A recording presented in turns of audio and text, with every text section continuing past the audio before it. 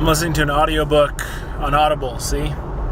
It's about storytelling, so these blogs get better. So, that's exciting. I got high hopes. Alright, 6 minutes into this audiobook on storytelling, and it is super melodramatic. I'm hoping that's not the case, because it's like 12 or 13 hours long, and I can't handle that. I'm already at 6 minutes just...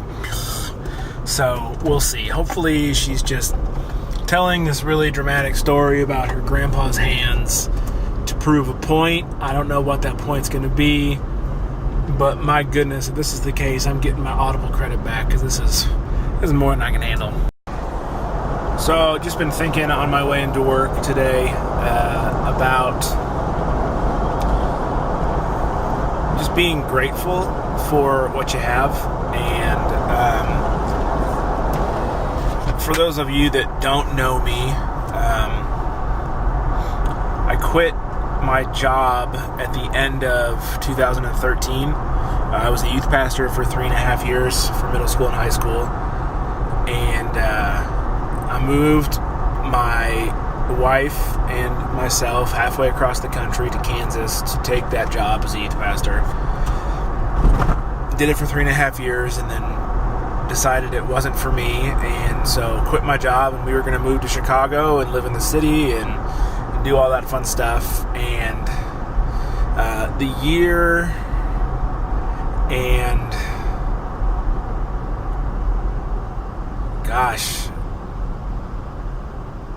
almost 2 years, like 19 or 20 months after that sucked. I couldn't get a job because no one wants to hire somebody with a master's in biblical literature, apparently. That degree is not good outside of the church. So I took a job at a restaurant, then I took a job at a bank, all up until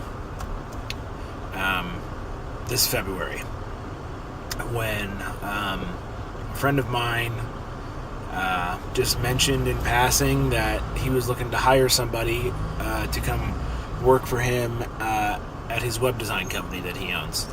And I didn't even think about applying, because what Joel does is incredibly high level. I mean, the dude has got major skills, and I'm a complete amateur at this sort of stuff. But my wife, being the intelligent and wise person that she is, suggested that I just talk to him about it, and the worst he can say is no.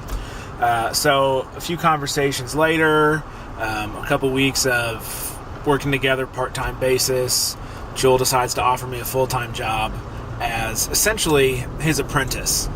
And I've been there for 3 months now, as of today, and I'm just incredibly grateful to be back in a position where I have a job that I enjoy going to, a job that I enjoy the challenges of, because that makes so much of a difference in the rest of my life.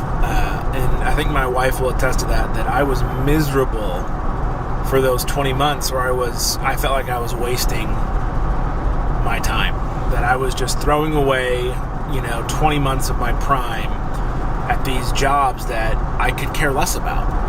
And being back in a position where I am learning every day, I'm being challenged every day, I'm being forced to use my creativity every day, and I get to work with somebody that I enjoy and who puts up with my lack of experience in a very encouraging and helpful way. Is just I'm very grateful.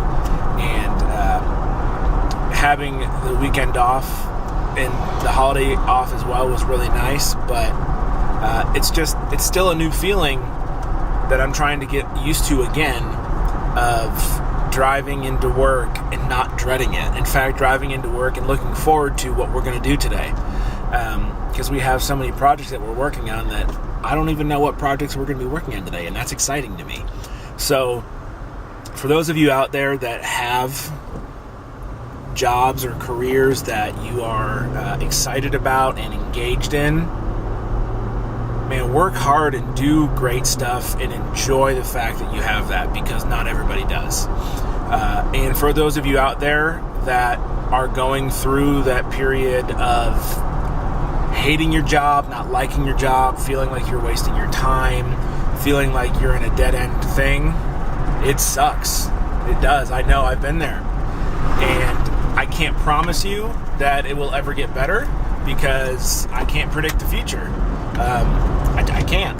But what I can say is that you can make a conscious decision to either let that hatred for your job or that disdain or that depression rule you and ruin the rest of your life, like I almost did.